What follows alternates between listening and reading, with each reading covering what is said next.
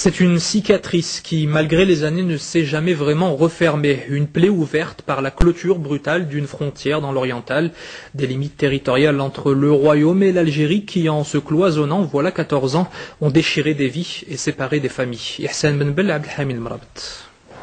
Nous sommes à Biljraf, dans la région de Saïdia, à quelques mètres seulement de la municipalité de Tlemcen.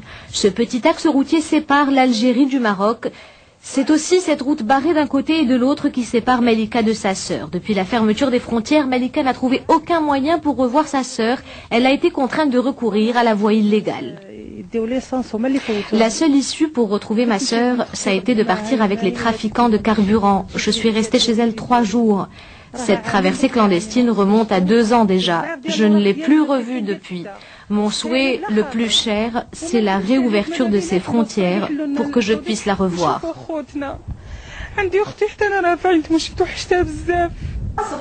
Si Malika a eu le courage et la force de tenter cette traversée, la mère des 2 filles ne peut pas en faire autant. Son grand espoir pour revoir sa fille, c'est la réouverture des frontières.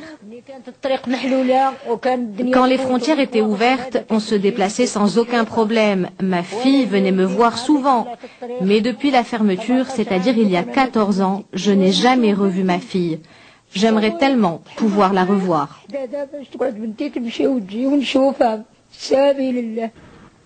Les Marocains ne sont pas les seules victimes de la position algérienne. C'est le même déchirement que vivent les Algériens installés au Maroc.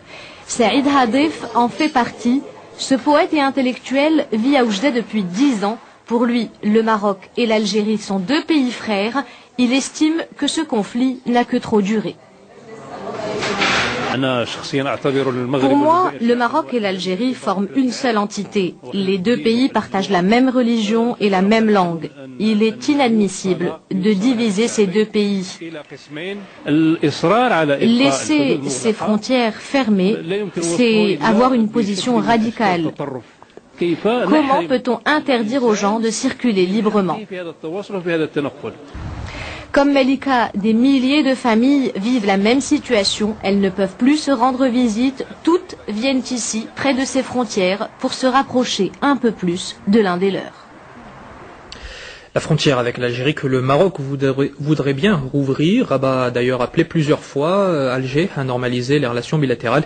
Des propositions restées lettres mortes de la part du voisin algérien.